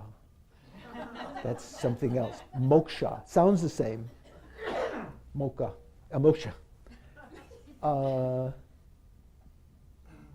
So even before he came to Earth, he was already enlightened, but he took the aspect of being human and like, wow, there's suffering? I better do something about this. His actions became teachings for others. The 12 deeds are to show others how they themselves might act. So you might say the Ruru deer, not yet a Buddha, but may have had clairvoyance to know this, and so what he was doing also was kind of like a teaching for others. He may have known that all of this was going to transpire with his clairvoyance. Yes, sir. Mr. Brown. A couple of quick questions. One of them has to do with that quote from Chandrakirti, Homage to Great Compassion. So I was, I'm wondering if you could explain briefly how compassion actually leads to wisdom or realization of wisdom, and then how a realization of wisdom leads to great compassion. Yeah, like an enigma within an enigma within an enigma. So, the Dharma, I sometimes give the example of a pizza pie, just because currently I'm not eating pizza. I'm on a low-carb diet, but I love pizza, right? I give that example. You can cut a pizza. Did I mention this last time? You can cut it like diagonal pieces, like triangles. That's usually often how a circular pizza. Or you can ask, I think, I was going to Burger King, what is it called? Pizza Hut, to cut it in squares. You have the choice. Did you know that? You can tell them to cut it in squares. Yeah. And if they bring the wrong one, you can say, you gave it wrong, you have to do it right. So I give an example like that of, let's say, when you talk about all phenomena, the pizza of all phenomena, you can cut up into permanent phenomena and impermanent phenomena. Or you can cut it a different way. Virtuous phenomena, non-virtuous phenomena, maybe another slice, neutral phenomena. So you can cut up things in different ways. So one way of cutting up practice is what we talk about, wisdom and method. Wisdom refers mainly to the wisdom that understands the ultimate nature of reality, the wisdom of emptiness. Method, in this context, mainly refers to the methods that deal with conventional reality that bring you closer to enlightenment. Wisdom alone is not enough. You need to have skillful means. The primary one at the beginning to develop the Bodhisattva's aspiration is compassion. That's a skillful way to deal with the appearances of this world. The wisdom that realizes ultimate reality doesn't see anything here. There's no eye, there is no nose, there is no ear, so forth. There is no form, there is no sound. In emptiness, there is no, within the realization of the ultimate nature of phenomena, all the apparent things in the world, the appearances that seem so real and vibrant to us, so tempting or so hostile or so worrisome, they're seen as empty of that attribute we're projecting upon them. So compassion there are many different methods. Further on, the result of compassion is developing bodhicitta. Bodhicitta is more than compassion, right? Do you know? You're just sort of nodding a little bit to see if I'm going to say that's right. What is bodhicitta? Same as compassion or not? It's part of it. Bodhicitta is part of compassion. Altruistic intention, become enlightened. So which is Love and compassion. so bodhicitta is part of compassion, or compassion is part of bodhicitta? I mean, maybe you could say both of them. Compassion is a cause of bodhicitta, or bodhicitta is a cause of compassion? Compassion is the cause of bodhicitta. Is a cause of bodhicitta, right? One cause, bodhicitta. Out of great compassion, then recognizing that the only way that you can really alleviate the suffering of others in a long-term way, you realize I have to achieve enlightenment. So those two things together, out of compassion, wishing to achieve enlightenment, not just for yourself alone, but to be able, out of compassion, to help others. So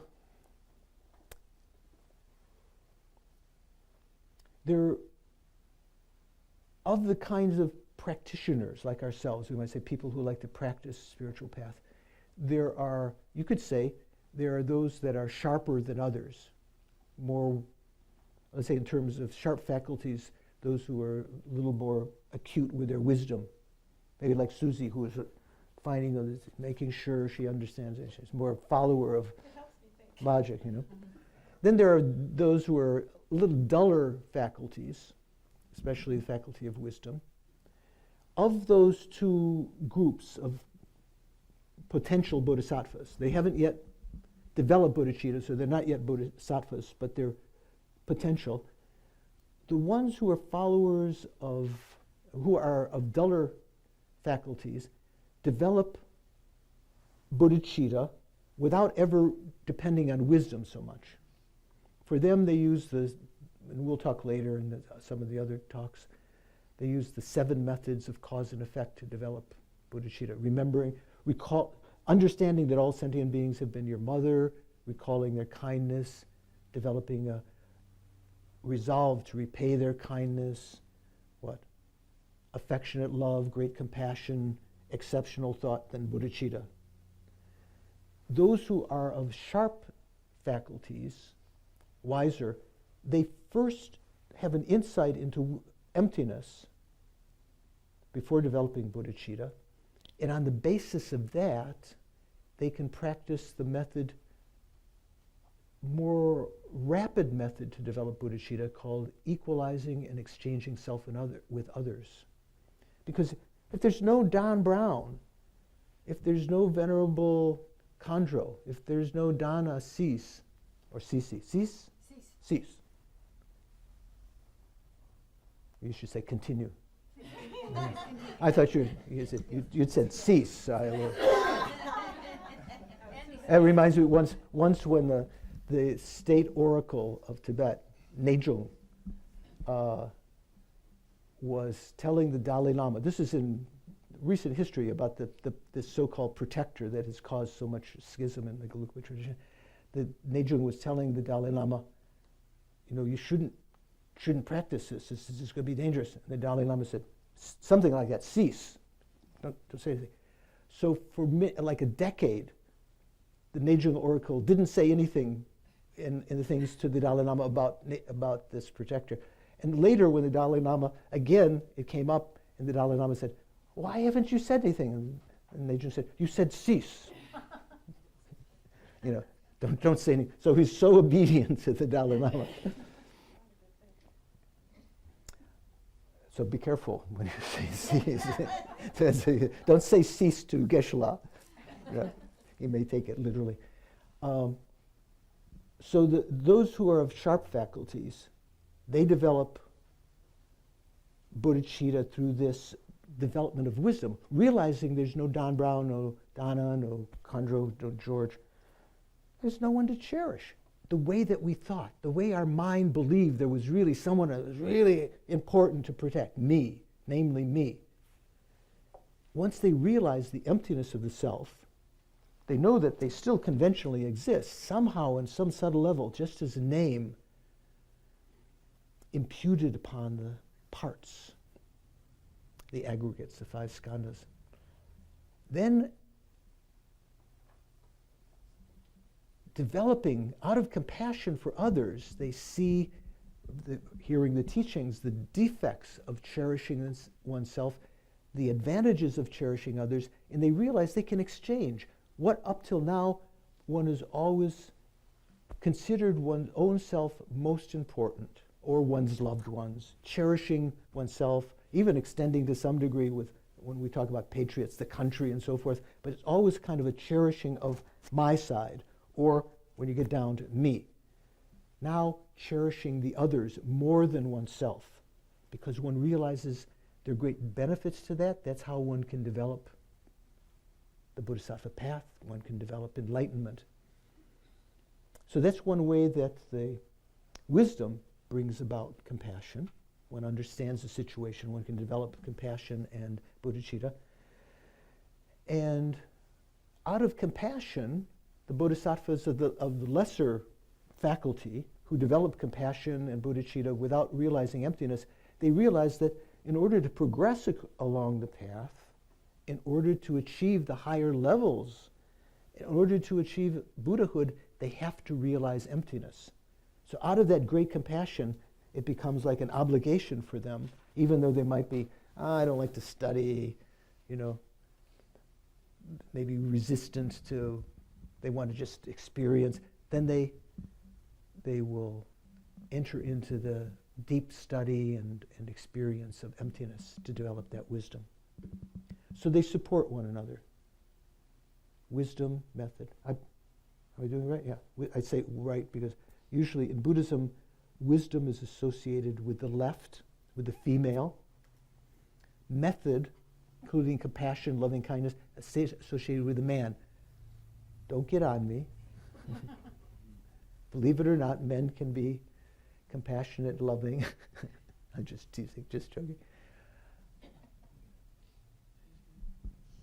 So they're likened to, in Chandrakirti's text, the Majjhimavatara, he likens it to, I think quoting the Buddha Sutras, to the 2 wings of a swan, of a bird.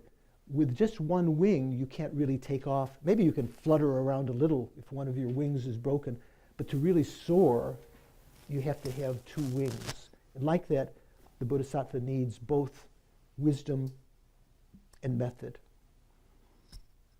At the beginning, I mentioned that the 6 core texts of the Kadampas were sort of some of their prime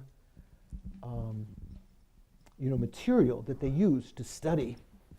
They studied other things, but this is the core curriculum, you might say.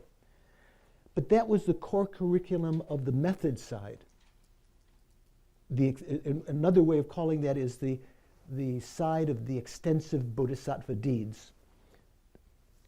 Is there a tanka of the tree of assembled gurus of Lama Chopa in here? I don't see. Behind me? Oh, my sciatica, I can't see. Oh, there it is. So on one side of Lama Tsongkhapa, who is the main deity there, are you still here? Did I knock this out? It's still there, okay. So on one side in the air, sort of floating in space, there are some lamas. And on the other side, there's another group of people floating in space, right?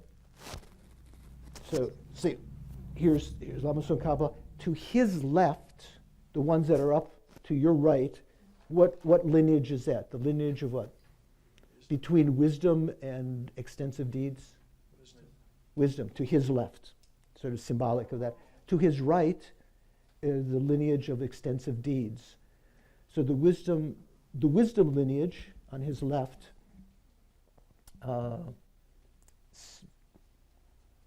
sort of like the first transmitter, human transmitter after Shakyamuni that we trace that lineage to is Nagarjuna, all of the lamas down to including Atisha.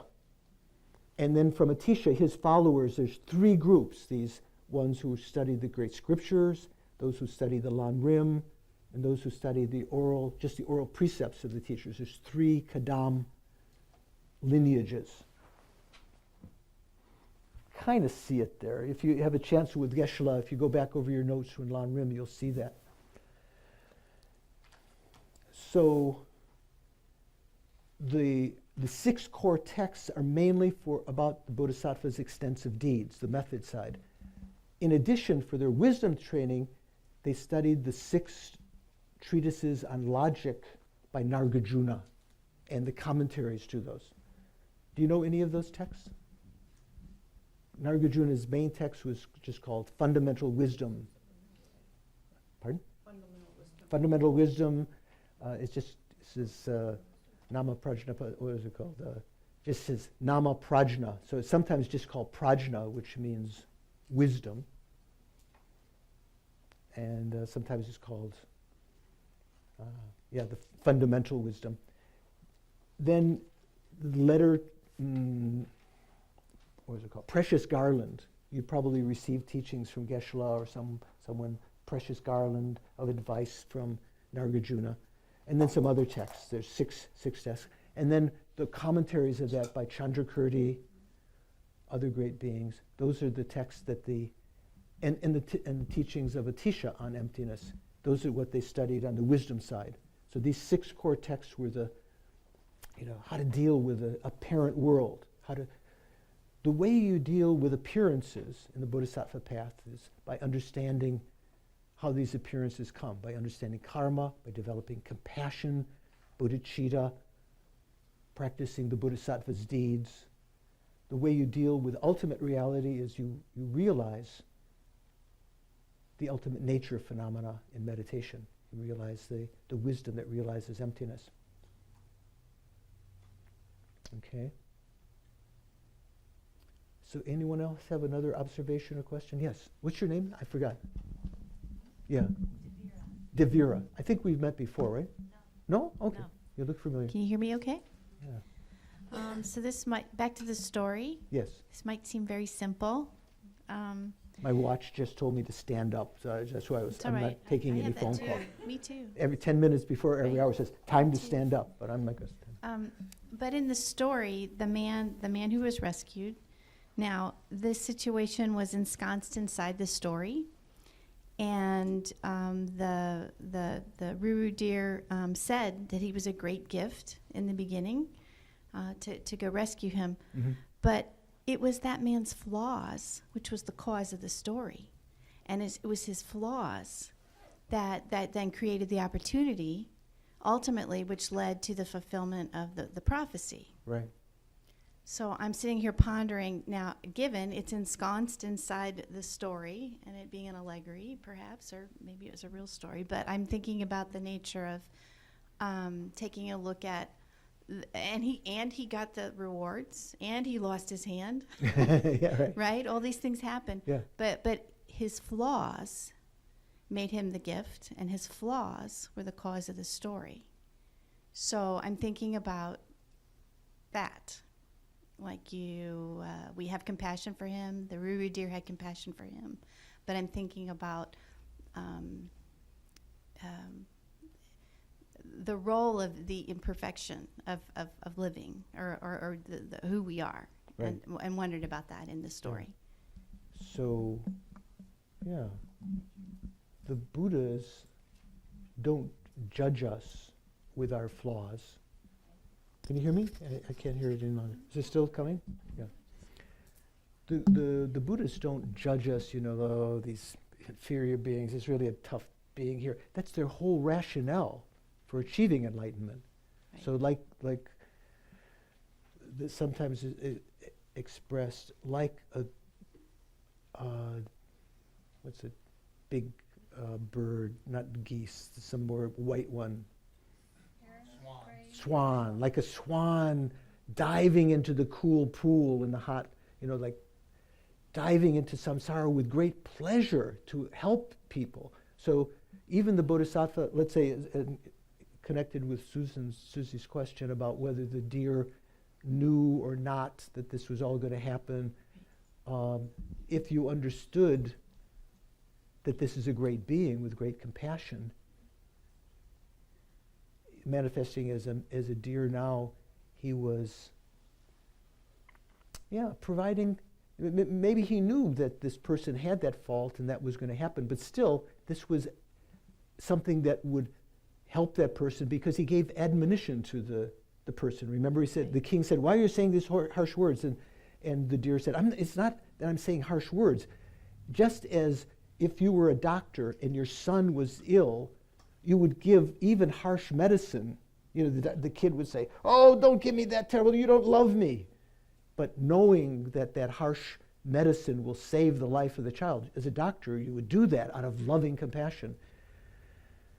So the deer was saying, I'm saying that what would appear to be harsh words to this person so that in the future, like medicine, they will hear this admonition not to be, ignoble, and with someone who shows you gratitude, not to throw them under the bus, rat them out or whatever.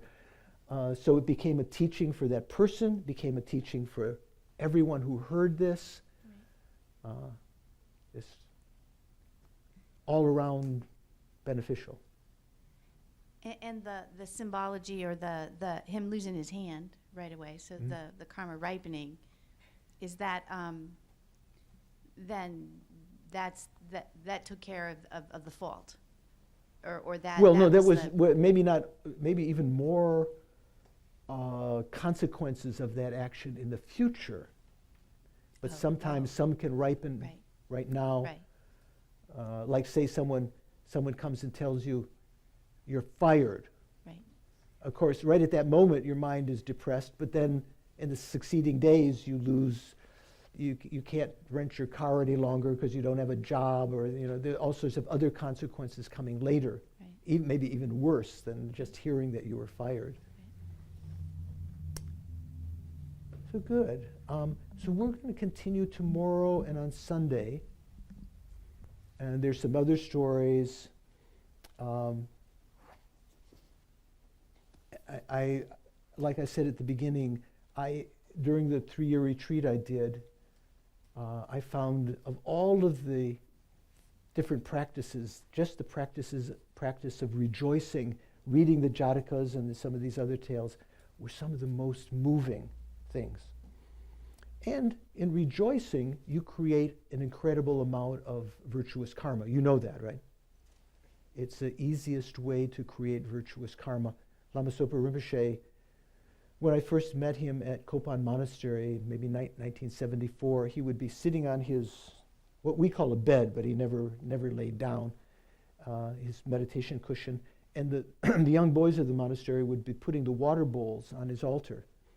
And he said he felt a little bit guilty, but he rejoiced in their doing those bowls, and in so doing, he created more virtue than they created, just rejoicing in the virtues of others.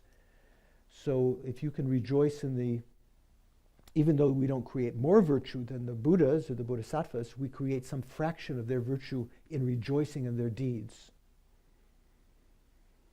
Some of the stories we'll talk about here also in the next couple of days are talking about giving possessions, even giving your body. And during that time, moved by that, my brother has a liver ailment called hemochromatosis. Have you heard? Someone's doctor would know. Hemochromatosis. So too much iron in the blood, and it can deposit in the right side, the liver. And I'd even resolved, if my brother needs a liver transplant, I can give a node of my liver, I might have been very hesitant before that, but just moved by this. So these stories can move us also to emulate these actions. Even though we can't do the same action exactly, we can emulate them in some level. So very virtuous. So we are just near the end. It's 9 o'clock is the time. Okay? So let's spend a moment to dedicate the virtuous energy we created. We call dedication of the merits. In the Theravada tradition, they don't understand this very well. They call it, sometimes they call it transference of merit, as though you created some merit and then you're transferring it to others. You can't do that. The merit you create, the virtue you create, you're not sure, right? You're looking like, what does he say? Merit that you create and have created today will ripen on your continuum, your future continuum, either this life or future lifetimes. Won't ripen on anyone else, but you can still dedicate it. So what does it mean to dedicate for, let's say an individual who's having problem, dedicate so that they will in future be free of this suffering or fear or karma of illness? How does your karma, how can you dedicate your karma? It almost sounds like you're transferring it to them. What it means is, as you dedicate it in that way, when you encounter them again in the future, because of this virtue that you've created now, you will be in a more elevated spiritual state, and you will be not only motivated to alleviate their suffering, giving them teachings, guiding them, and so forth, you will have a karmic connection with them to be effective in doing that. So sit comfortably. See if you can recall the calm state of mind we meditated on at the beginning. Clear light nature of your mind.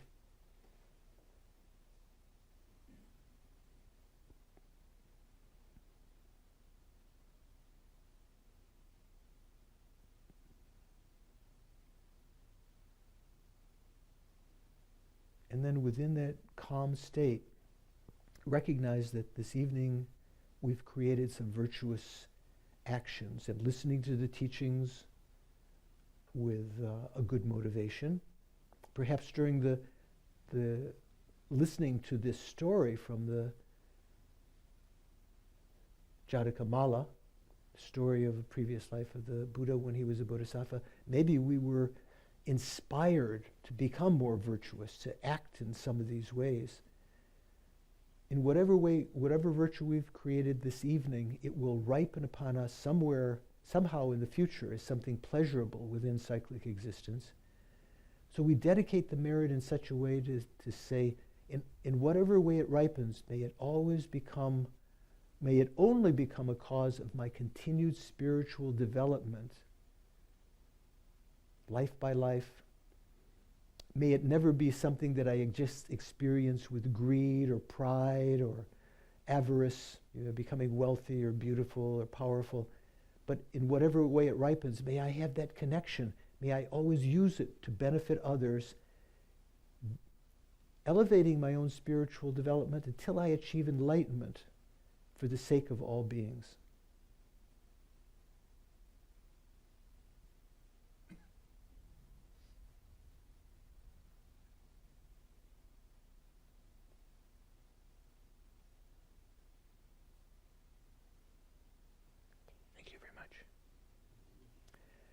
Thanks for your kind attention.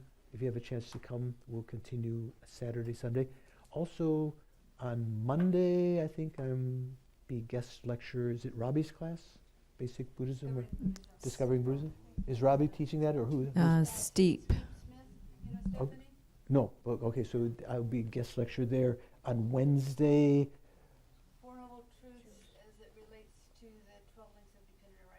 That Geshe-la had suggested when we asked what on the Wednesday class would be good. So the 2 Wednesdays I'll be teaching that if you have an interest in that. And what else is there? Well, Thursday night, this week you're coming to the Guru Puja. We'll have Guru Puja. The translations. And the following week, those who might be interested in learning a little Tibetan about the Heart Sutra, because it's relatively short. Even if you don't know that much Tibetan, we'll talk about the meaning of the Heart Sutra. And then Sunday class, 10 or something like that? 10:30 to 12. And then the following weekend, 2 weeks from now, will be a seminar on the Mahamudra. So thank you very much. Look forward to seeing you again. Take care. Was there some? Was that?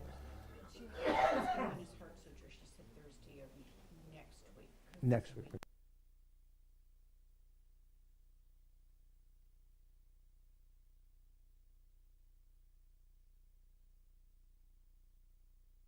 Mention to the centers that to eliminate obstacles to the light of the path retreat that will be next August, that all the centers around the world, would they please recite the praises of the 21 Taras. And so we're going to do that right now. I'm sorry that I didn't mention that sooner. And I have, do I have some dedications to say, or do you have this? It's on your table there. That's probably it. Oh, it's all printed out. Yeah. Okay, I'll receipt.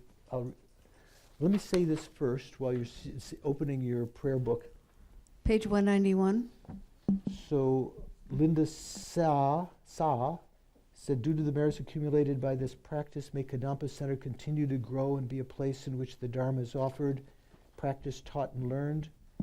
May all sentient beings be free from suffering and its causes. May all beings in the animal realm, even from cockroaches and ants up to our pets, cats, and dogs, to snakes and elephants in the wild, find positive rebirths in their next lives, including ruru deers. Dedicated to, so Diane Meyer, dedicated to the memory of cousins Walter and Betty Shidlo, whose love and open-hearted living forged by awareness of the path, of this path, and to the blessings that is our Kadampa Center, whose Sangha, visiting teachers, and members guide and inspire us along the way. These are the dedications, especially of the sponsors for the teachings.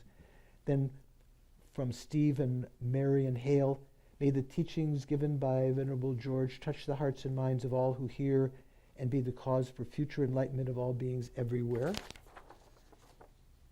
For that to take place, that requires a lot of merit and a big. They need to make a big donation if my words. Once in the monastery near Mount Everest, I made all of these offerings to Rinpoche, some turquoise that I'd gotten in Afghanistan, and I made this long dedication. May I become a geshe, or the Bodhisattva path, become enlightenment. And Rinpoche read this and he said, you need a lot more than this turquoise to enact that. Then Laura Carballo asked, may these teachings benefit all suffering sentient beings.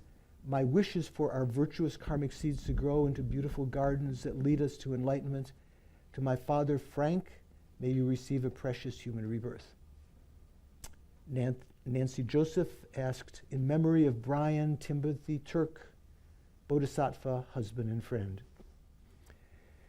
An anonymous sponsor, for our Sangha family and all other sentient beings, dedicate.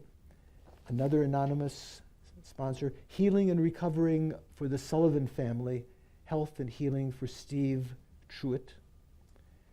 And then Don, Lily, Hannah, and Annabelle said, may Venerable George's good heart and wisdom accrued from years of dedicated practice, devotion to our teachers and service to the Dharma touch the hearts of all Kadampa students who get to hear him teach or just hear his name.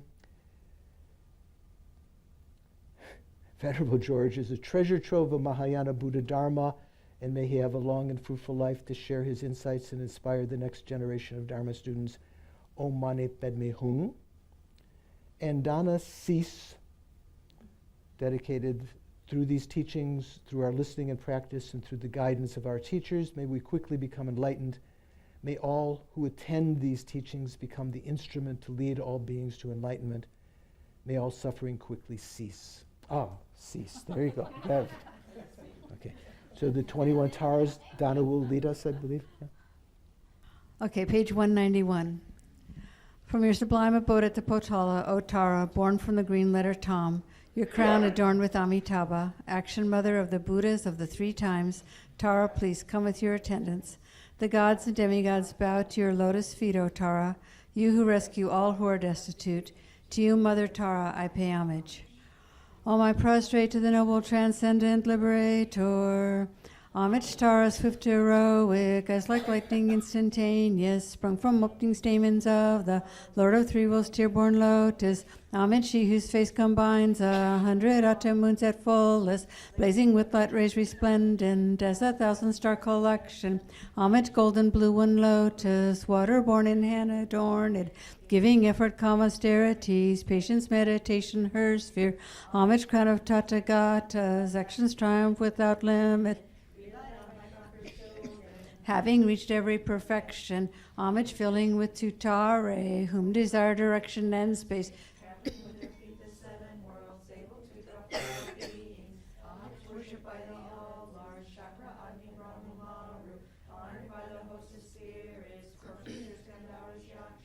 Homage with her tray and pace sounds, destroying foes' magic diagrams, her feet pressing left out right and blazing in a raging fireplace. Homage to her very dreadful, destroyer of Mars champions, she was crowning lotuses, she was slayer of all enemies. Homage at the heart her fingers, adorn her with ritual mudra, like Renessus all excited, all directions wheels adorn her. Homage she so joyous, radiant, crowning knitting garlands of light, mirthful laughing with tutare, subjugating Mars Devas. Homage she able to summon all the guardians assembly, shaking, frowning with her moon sign, saving from every misfortune. Homage crown adorned with crescents, moon all ornaments most shining. Homage Taba in her hair knot, sending out much light eternal. Homage she mid-wreath ablaze like eon ending fire abiding, freshest lip and choice around you, troops of enemies destroying. Homage she who strikes the ground with her palm and with her foot beats it, scaling with the letter whom the 7 levels she does conquer. Homage happy, virtuous, peaceful, she whose field is peace nirvana. Destroyer of the great evil, homage she with joy surrounded, tearing foes' bodies asunder, frees with whom in knowledge mantra, arrangement of the 10 letters. Homage to her with seed letter, of the shape of syllable, whom by foot stamping shakes the 3 worlds, Meru, Mandara, and Vindhya. Homage holding in her hand the hair-marked moon of Deva lake form, with voice spoken Tara and Pe, totally dispelling poison. Homage she whom gods and their kings and the kinnaras do honor, armored in all joyful splendor. She dispels bad dreams and conflicts. Homage she whose 2 eyes bright with radiance of sun and full moon, with Twaisara and Tutara. She dispels severe contagion. Homage full of liberating, powered by the set of 3 natures, destroys also spirits, yakshas, and raise corpses supreme Torre. These praises with root mantras and prostrations thus are 21.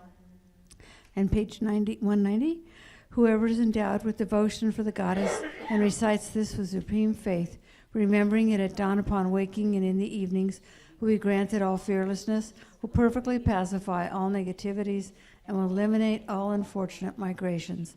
The multitudes of conquerors will quickly grant initiation. Thus endowed with this greatness, one will eventually reach the state of a Buddha. If affected by the most terrible poison, whether ingested, drunk, or from a living being, just by remembering will one be thoroughly cleansed. If this prayer is recited 2, 3, or 7 times, it will pacify all the sufferings of torments caused by spirits, fevers, and poisons, and by other beings as well. If you wish for a child, you will get a child. If you wish for wealth, you will receive wealth. All your wishes will be fulfilled, and all obstacles pacified.